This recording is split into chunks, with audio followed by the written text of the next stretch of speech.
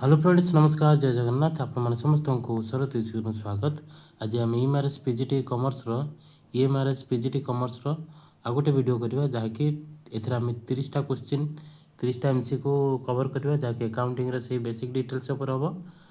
Fast question देख, the idea that accounting is a service activity. ये कौन कौन जो गोटे आइडिया जोटा कि accounting is a service activity best related to which fundamental purpose of accounting. माने फंडामेंटल पर्पस रो कौन एटा कहला लीगल कंप्लायंस कहूँ ना providing financial information for decision making, maintaining ledger, preparing vouchers. यहाँ हूँ फाइनेंशियल अकाउंटिंग रो फंक्शन गुड़ाक जोटा कि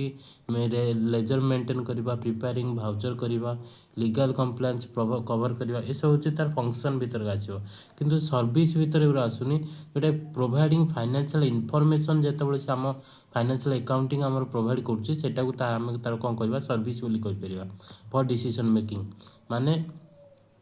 फाइनेंशियल अकाउंटिंग रो जो डिटेल्स इनफॉरमेशन रहा जमीक आम मेंटेन कौन कर बैलेंस शीट कर प्रॉफिट लॉस कर कैश बुक कर अदर लेजर अकाउंट सब कर सब विभिन्न प्रकार बुक सब मेंटेन कर ना स्टेटमेंट सब मेंटेन कर जहाँकि आमर डिसीजन मेकिंग रे हेल्प होता है। तेणुक से जितेबाला से इनफॉरमेशनटा आम बुक आकार आम पाक पड़ा था सेटा को गोटे कौन होता है गोटे सर्विस होता है जोटा कि आमको डिसीजन मेकिंग रे हेल्प करता है। तेणुक बी हम आंसर, 1 नंबर बी हम answer. A firm records goods purchased at their invoice price. कौन कर फार्म रेकॉर्ड कर goods at purchased price at their purchased price despite inflation this reflect. Okay, बर्तमान मार्केट रे आमर कौन होना इनफ्लेशन बढ़ीगला माने मार्केट प्राइस बढ़ीगला किंतु से फार्म तार जो पूर्व प्राइस थिला जोटा कि से परचेज बेले जो प्राइस पेमेंट करथिला सेटा को से इनवॉइस प्राइसटा को से बर्तमान स्टिल ता अकाउंटिंग बुक रे कौन कर रेकर्ड कर माने कौन हम आंसर कौन हम सब्सटीट्यूएंट्स ओवर द फॉर्म हम कॉस्ट प्रिंसिपल हम मैचिंग कॉन्सेप्ट हम मेटालिटी हम मैचिंग हेनी कारण मैच करूनी मेटालिटी से शो मेटालिटी शो करुच्ची किंतु से डिस्पाइट आम रेकर्ड कथा पचार मेटेरियल किए पचार तेणुक आमर बी हम आंसर कॉस्ट प्रिंसिपल हम आंसर। सब्सटेंस ओवर फॉर्म तो होनी ये सब्सटेंस प्रमाण कर सी खोजुनी माने एविडेंस खोजुनी। नेक्स्ट देख, if accounting aims to report the economic reality कौन कर accounting reality rather than legal form which characteristic is emphasized. Okay, आम कौन जानते अकाउंटिंग आमर इकोनॉमिक कंडीशन विषय आमको रिपोर्ट देता है ना कि लीगल फॉर्म माने जो लॉ रिलेटेड किसी इनफॉरमेशन आमको दे न था आमको आमर अकाउंटिंग बिजनेस रो टोटल ट्रांजैक्शन ऊपर से आमको इनफॉरमेशन देता है ना कि व्हिच कैरेक्टरिस्टिक ये कौ कैरेक्टर माने एम्फासाइज करुच्ची रिलेवेंस को ना फेथफुल रिप्रेजेंटेशन ना अंडरस्टैंडेबिलिटी कंसिस्टेंसी। हाँ, बिजनेस माने अकाउंटिंग जो रिपोर्टा आम अंडरस्टैंडेबिलिटी हो पारे कंसिस्टेंसी हो पारे किंतु एठी से कौन कर कौ कैरेक्टरिस्टिक फॉलो कर फेथफुल रिप्रेजेंटेशन कारण जो बिजनेसमैन जे रहा तार कौन दरकार प्रॉपर इनफॉरमेशन दरकार जोटा कि से फ्यूचर रे कौन कर डिसीजन नहीं पार ना कि faithful representation ensure information reflect that substance over form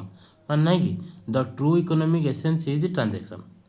next देखो, which of the following decision primarily required management accounting information. मैंने कहला which decision primarily required management accounting decision. First कहूँ whether to expand production capacity, whether to declare dividends, tax assessment by government, whether to grant credit to the supplier. Management को दरकार required management accounting information रे आमर tax assessment कौन दरकार, dividend declaration कौन दरकार ना भर ग्रांट क्रेडिट टू सप्लायर जदि आम दौरान क्रेडिट दौरान ताने आमर हेतरे कौन दरकार आमर केवल प्रोडक्शन कैपेसिटी जदि बिजनेस रे बढ़ेबार अच्छी से मैनेजमेंट अकाउंटिंग इनफॉरमेशन दरकार कारण आमर विभिन्न प्रकार मेथड लगेगा, विभिन्न प्रकार टेक्निक लगेगा, विभिन्न प्रकार प्रोसीजर लगेगा जोटा कि आमको मैनेजमेंट अकाउंट्स रो मिलेबो नै कि तेणुक आम प्रोडक्शन कैपेसिटी जदि एक्सपांड करार अच्छे ताहले आमर से मैनेजमेंट इनफॉरमेशन ही आम यूज कर परिबा। Okay, management accounting is a to internal decision like expansion pricing budgeting ये सब रे हमरो मैनेजमेंट अकाउंटिंग हेल्प होता है। नेक्स्ट देखो ये स्टार्टअप मैनेजिंग डिजिटल आसेट गोटे स्टार्टअप अच्छी से कौन कर डिजिटल आसेट को मैनेज कर लाइक ई कंटेंट हिसाब से मैनेज कर ये कौन कौन आमको आमर जो रहा ई कंटेंट रहा कौन इंटांजिबल आसेट लाइक सॉफ्टवेयर रहा और e content are hard to value reliability माने हार्ड आम तार एक्चुअल वैल्यू तार आम कौन करें आम जापर software license faces challenges mainly तार जो लाइसेंसटा जो फेस करुच्ची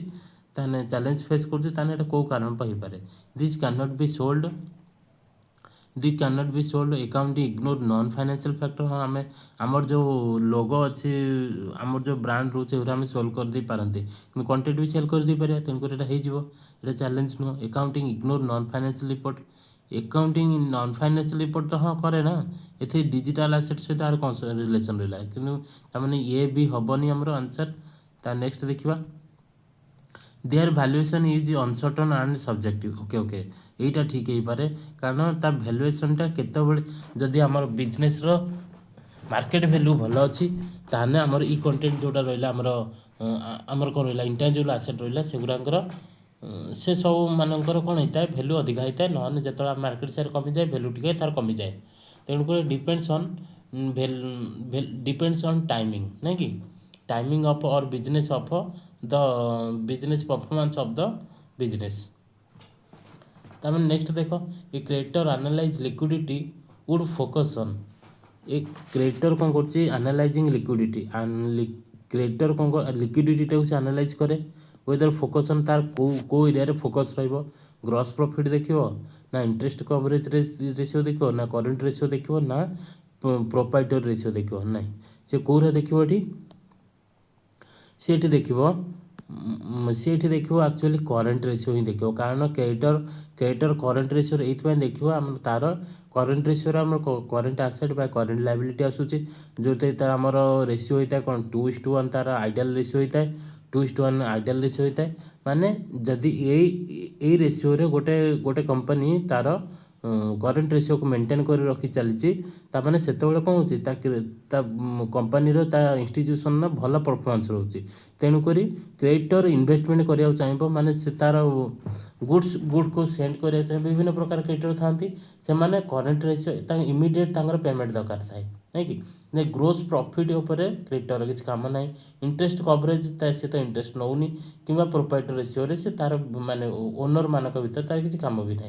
तेणुक ए बी आउ डी हबार ना तेणुक आंसर हम आमर करेन्ट रेशियो नेक्स्ट देखो 7 नंबर कौन कौन the need for cost accounting grew mainly because to cost accounting नीडटा कौन पे बढ़िला बाटर सिस्टम डिक्लाइन इंडस्ट्रियल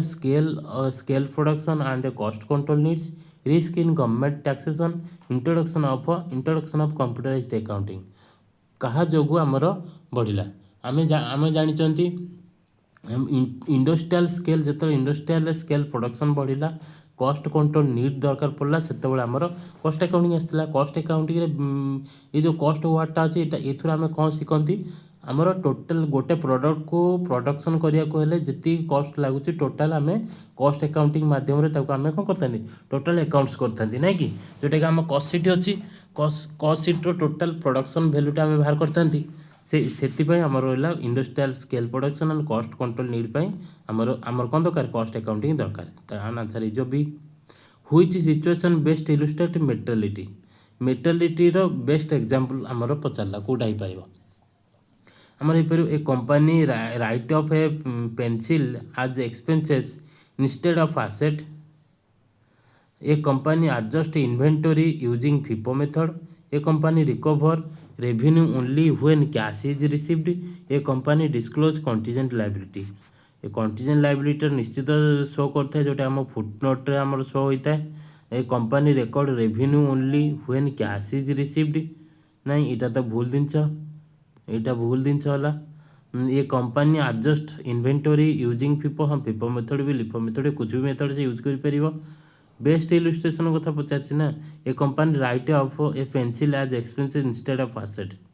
हाँ गोटे पेनसिल खर्चटा को से रईट अफ करने से तार दरकार ही ना दरकार ही ना कौन कर तार बालांस सीट्रे कि प्रॉफिट लॉस अकाउंट रे तार पेनसिल खर्चटा देखा किसी आवश्यकता नहीं रईट अफ ही करदे पार ओके तेणुक यहाँ हूँ बेस्ट सिचुएसन इलुस्ट्रेट यहाँ ही हो पार ताने ये कौन कौच the materiality concept allow ignoring insignificant items that don't affect decision making जोटा कि आमर डिसीजन मेकिंग अफेक्ट करनी इनसिग्निफिकेंट फैक्टर गुड़ाक से कौन कर इग्नोर कर आगुरी आम पढ़ी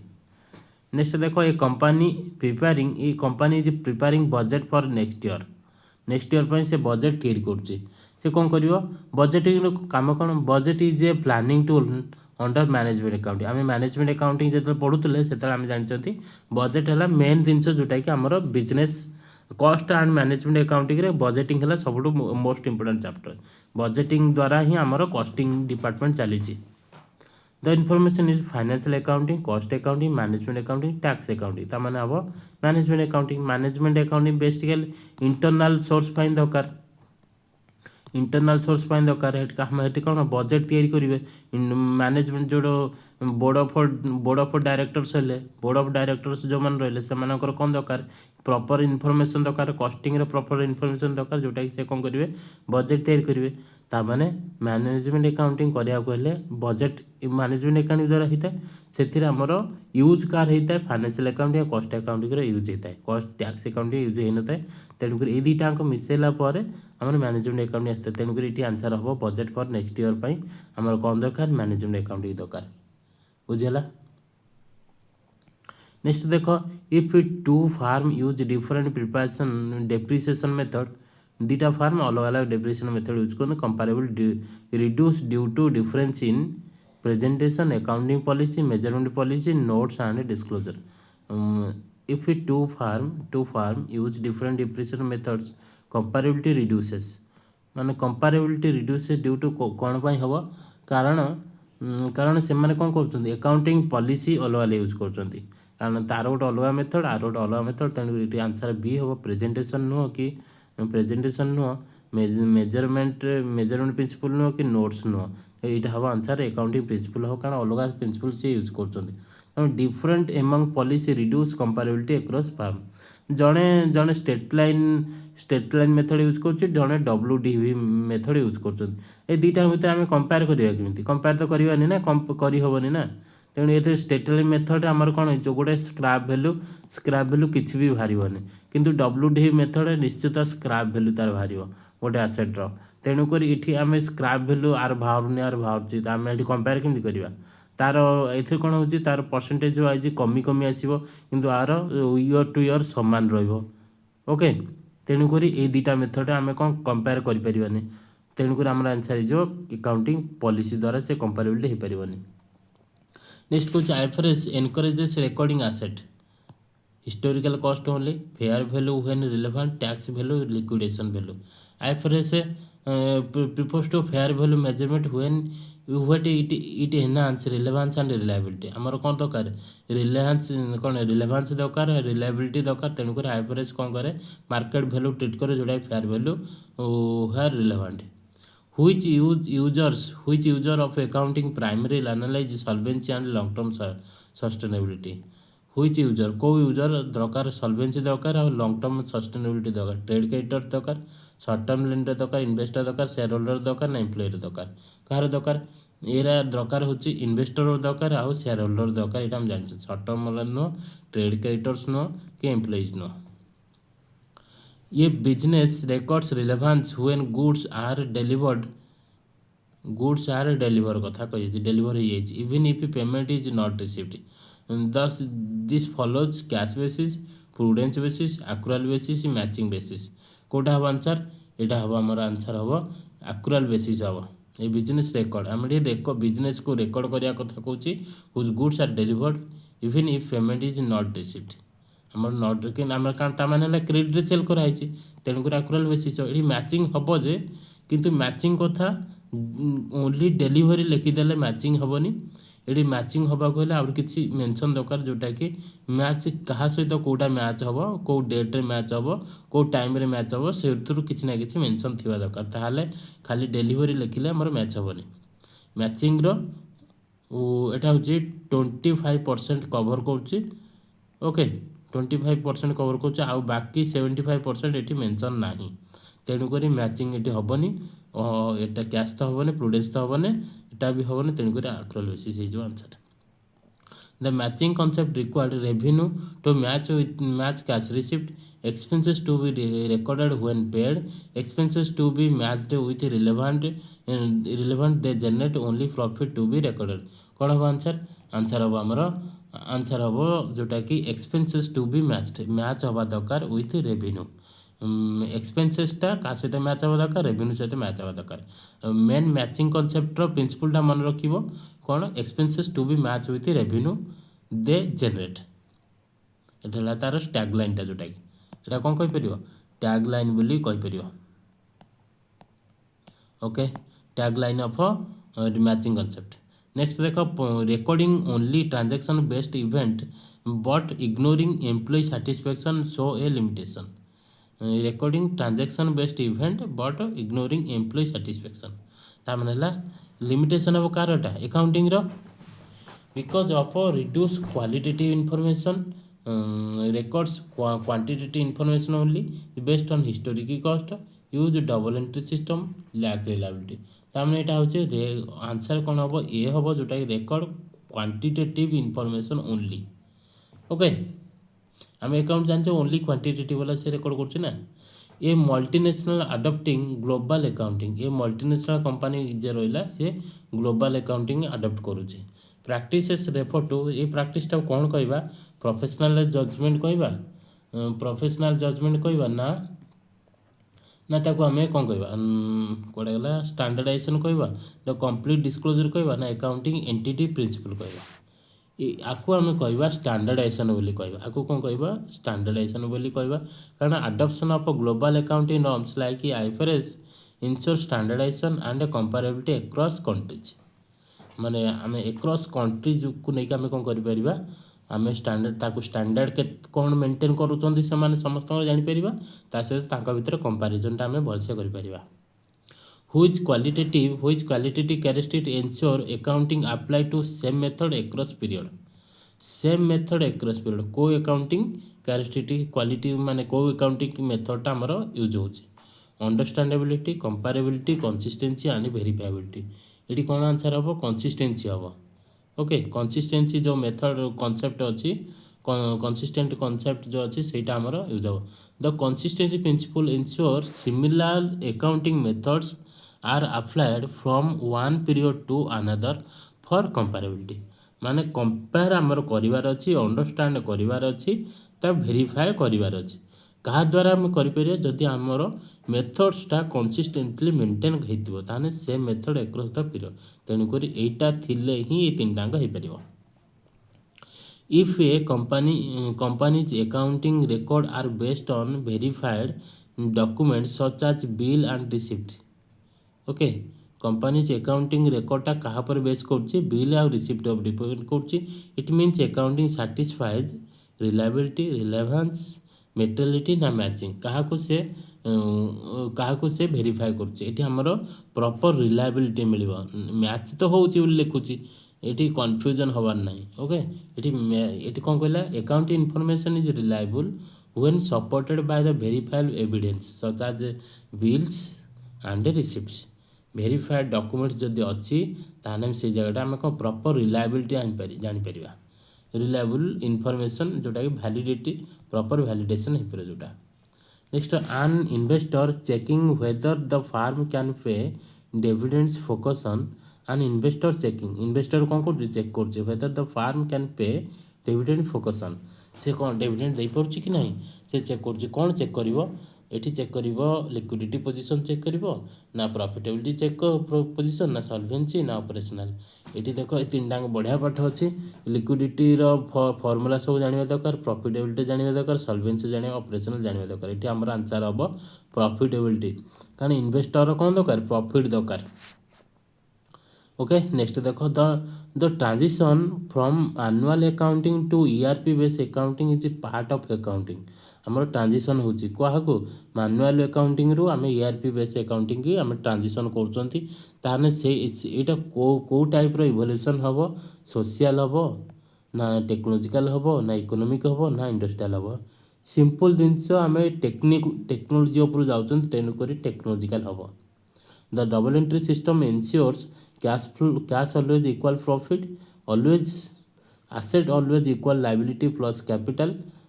profit equal expenses plus capital, debtors equal creditors. कौन हवा दरकार यहाँ simple genus always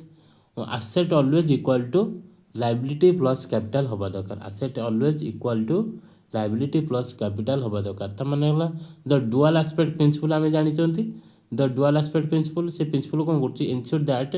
the every transaction affect two account keeping this equation balance एटा होछि इक्वेशनटा एसेट इक्वल एटी ऑलवेज लिखा है ऑलवेज बदल में इक्वल चिन्ह दे दोछि इक्वल चिन्ह दे दोछि जोटा कि हम कौन कर परियो एसेट इक्वल टू लायबिलिटी एटी इक्वल टू लिखा है which statement is most accurate about financial accounting most accurate Kota most accurate आम कोटा जानिबा जोटा कि it is mandatory for internal use only mandatory ना ना एटा एटा भूल होची it focus on future projection हाँ अकाउंटिंग फाइनेंशियल स्टेटमेंट ऑफ ना फ्यूचर प्रोजेक्शन भी नुह current position it is primarily serves external users yes ये रिप्लेस मैनेजमेंट अकाउंट ना रिप्लेस कौन एटा तो आगे फास्ट आसो आम अकाउंटिंग फाइनेंशियल अकाउंट आसो नेक्स्ट कॉस्ट अकाउंटिंग आसो तापर नेक्स्ट आसो मैनेजमेंट अकाउंटिंग ओके तापर नेक्स्ट आसो ऑडिटिंग आसो इनते एटा तो स्टेप बाय स्टेप आसो तापर मैनेजमेंट अकाउंट रिप्लेस केमती कर माने आंसर हेगला आमर आंसर हैला it is primarily several external users पाई it is primarily focus on several users मैंने financial accounting is design mainly for the external stakeholders such as investors creditors regulators एमती government एम समर एटा कराई ना कि which cost accounting tool aid in controlling variance को अकाउंटिंग टूलटा कॉस्ट अकाउंटिंग टूलटा एड इन कंट्रोलिंग वेरिएंस आमर अच्छी trial balance standard costing bank reconciliation depreciation schedule ये नुह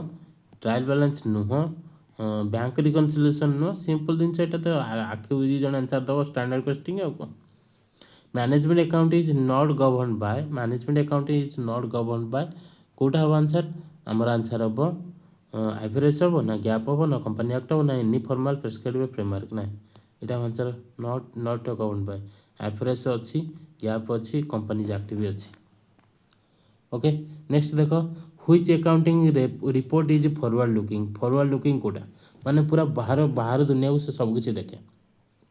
trial balance cost sheet budget profit loss account कोटा आमर simple जिनस यहाँ जल्दी यहाँ हूँ आमर कौन हम budget is forward looking budget is which accounting report is forward looking माने बजेट हूँ फॉरवर्ड लुकिंग कारण ये budget project future financial performance sense it is a forward looking आमर फ्यूचर रे कौन दरकार से अनुसार आम कौन कर प्लानिंग करता है बजेट द्वारा